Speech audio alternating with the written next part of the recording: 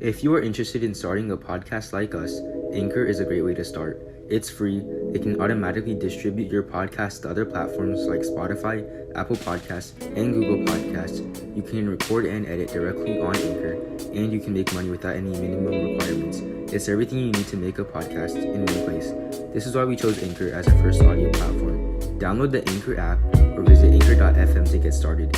Again, download the Anchor app or visit anchor.fm to get started.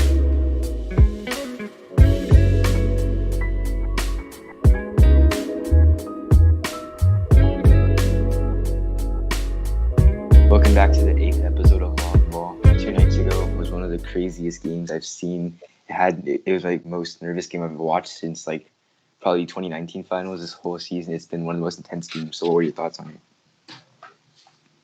I thought it was an excellent game the whole way through and really great performances. Although they lost, LeBron put up 40-point triple-double or like 8 and 7 or something like that. He was close. Really close to a triple-double, and he played well two ways to where he was just drawing doubles the whole game because AD didn't really step up. He had that early like sort of injury.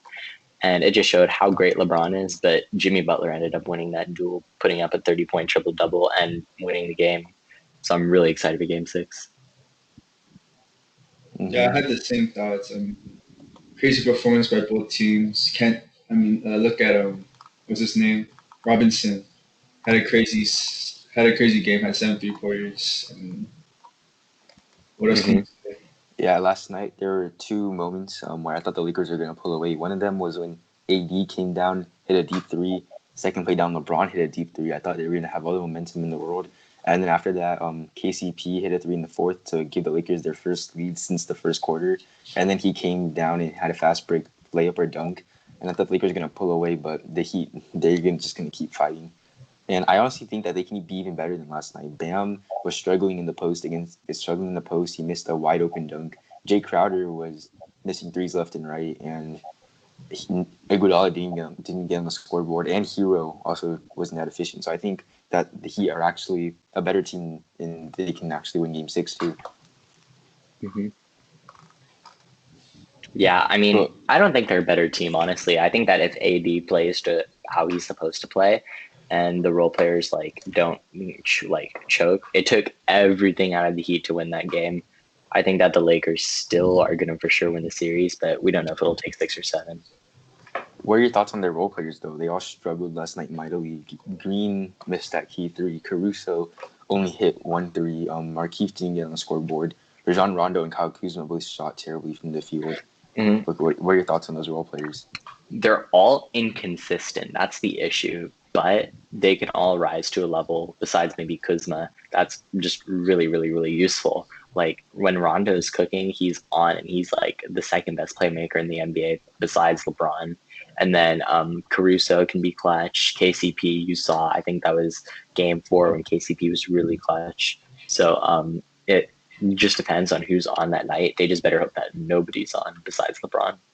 I have a question for you guys. Like if you're Frank Vogel and you see Markieff Morris, he's missing threes. He's letting Butler just get buckets all over him. Would you gamble, put in a J.R. Smith, a Quinn Cook, and see if they can get anything going from 3?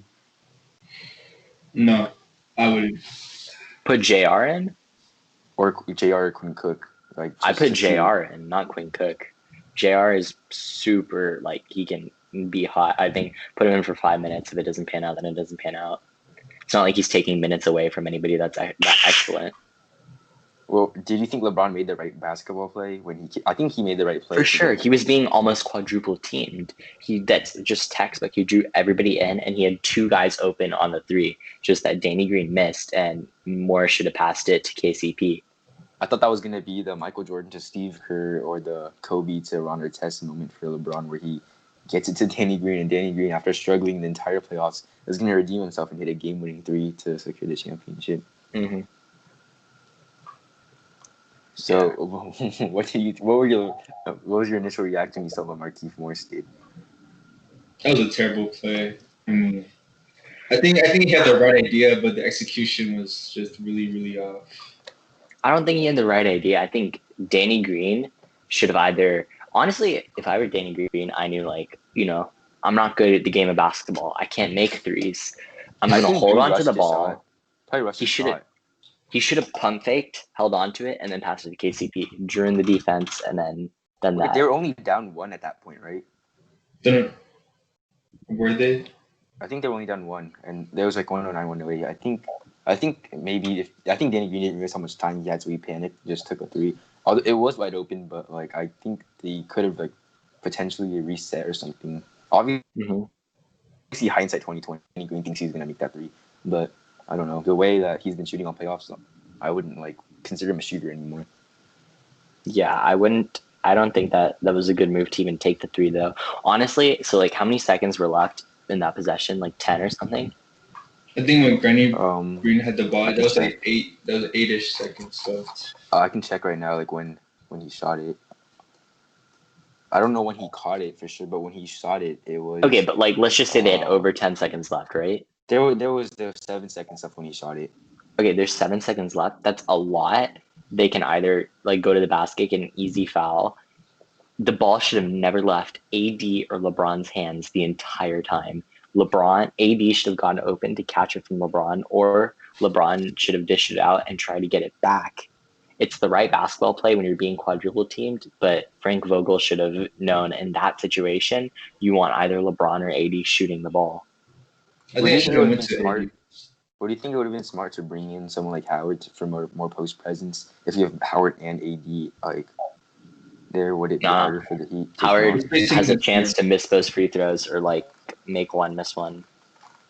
The spacing is important. I think I should have went to AD because I think that he knew that the Lakers were going to try to force it to LeBron some way, but I mean the way it turned out just didn't work out. I want to give credit to Bam. You know, he was boxing out. I'm pretty sure he almost fell on the ground at one point, but he kept his balance to try to keep AD down. And then when Markieff Morris tried to lob it up to AD just wasn't in the position to get it. So I think Bam actually played really good defense on that final possession. But what are your thoughts? What are your predictions for Game 6 in a few hours, like 3 or so hours? Yeah, I think that Game 6, I got the Heat winning that game. I think it's going to be pretty similar to Game 5. And I think that Jimmy Butler is really just going to give it his all. But I think after Game 6, Jimmy Butler is going to be so worn out. Any word on Goran Dragic? He's doubtful for Game 6. He's doubtful. They could really use him. It would be crazy if they forced Game 7 and then Goran Dragic came back. Yeah, because Kendrick Nunn sucks. Kendrick Nunn is really inconsistent right now. Like last night he had a good game, but then game before, tonight's he had a good game, but then game before he was terrible. So like he's not reliable right now. Mm-hmm. So you think that the Heat can take this game? Yeah, that's what I said. I think we can for sure. Herman, what about you? Think? Yeah, I think they can take Game 6. Do you think someone like Harrow or Crowder or Bam are gonna come out strong? Definitely. I mean, in the other playoff series, we saw Jay Crowder and Tyler Hero really step up in those big moments. The last time Bam had a bad Game 5, he dropped 32 on the Celtics. So Bam could come out strong. I hope the Heat can take a really strong early lead at the beginning so that they don't risk it, because you don't want to have the best player in the world just be able to will his team to a victory. The key is to get like an early run, try to demoralize the Lakers maybe, and hopefully they can run longer than a 7-man rotation because these players are going to tire out. 2 of them are rookies. He's the best player in the world, but he can outdo LeBron like in a duel just time to time, which is insane because I feel like the only person who's ever been able to do that is KD, and it's just crazy that Jimmy Butler can rise to that level. Would you say Jimmy Butler? Bron's probably going to come down though, right? His game, he isn't going to be as good as Game 5, right? He made 6 of like 9 threes. There's no way he's going to shoot that efficiently again, right? It's possible. He could. I mean, it's LeBron, man. Yeah, but LeBron's not a shooter like that. I'm not sure, but it's probably bad that they needed such a good performance from LeBron to even like stay in the game. Yeah, it's true. I honestly can't predict. I think he can win this. I'm gonna say that the Lakers will probably win this, considering they still have the best 2 players, and it's just 1 win. We can't overreact to anything. I wouldn't be surprised at all if the Heat won. They need to get an early start, as I said before. In Game 7, you could go either way if it does happen. Because you can't bet on anything happening in the Game 7. Game 6 can go either way. That's why I think the Lakers will win. Both games will be able to go either way, and you have to give the edge to LeBron's team. Imagine if LeBron blows a 3-1 lead. That'd be crazy.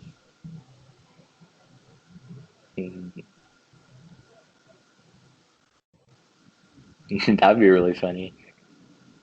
Yeah. I want to try to find the statistics. Okay, so a team that is down 3-1 and wins Game 5 forces Game 7 68% of the time. Game 7 60% of the time. That's pretty high, actually. Yeah, So but I 2 out mean, of every 8 teams. teams down 3-1 don't win more than like 15% of the time. Yeah, but putting them, giving them, if they can force Game 7, then it's anyone's series at that point. Mm-hmm. Is this the best? Is this like probably one of the best playoff runs of all time? If the Heat do win, Butler's gonna be. Actually, will Butler go down in history? Butler? Oh, for sure. It's better than Kawhi's run because the injured Warriors were worse than the 2020 Lakers. And Kawhi didn't really have that hard of a time in the East. And he also didn't perform as well as Butler did now. I don't know like how good all-time small forwards are, but I wonder if Butler would be like a top 8 small forward of all time if they pull it out. Top 10, probably. I mean, he's not even a top 10 player in the league by most people's accounts now. I think that you have to say that if Jimmy Butler wins the title now, he's second. He's like the only people better than him are KD, Curry, LeBron. So you think Butler's top 5 in the top 4 in the world if he wins? He has to be. Who else is better than him? What do you think, Harden or Butler? I mean, I feel like I would say Butler is better. Just in the playoffs, Butler is better. All right.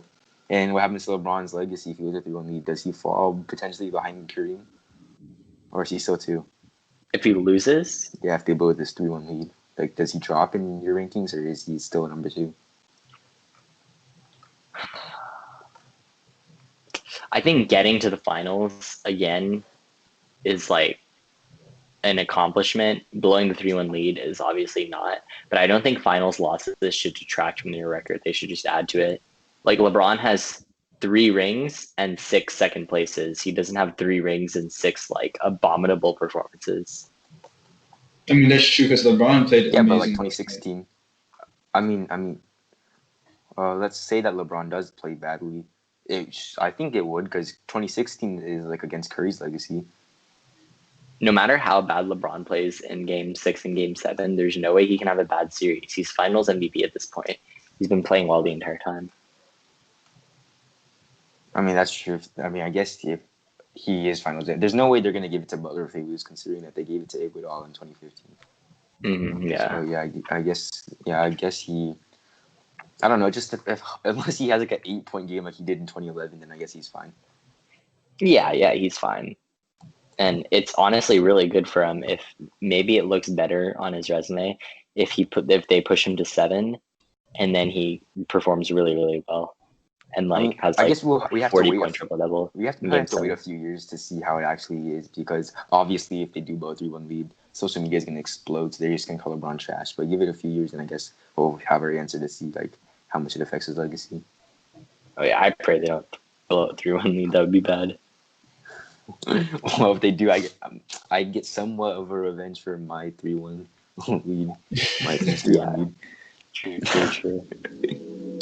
All right, well, this is a pretty short episode because there's only 2 teams left in the season, and it could end in a few hours. So, yeah, I guess we should just end it here. All right. For sure. Tune in next time for the series recap, season recap. Okay, guys, just next time we're going to be talking, the Heat are going to be NBA champions, Butler's going to be Finals MVP. Lakers. LeBron. Yeah. Okay. All right, bye.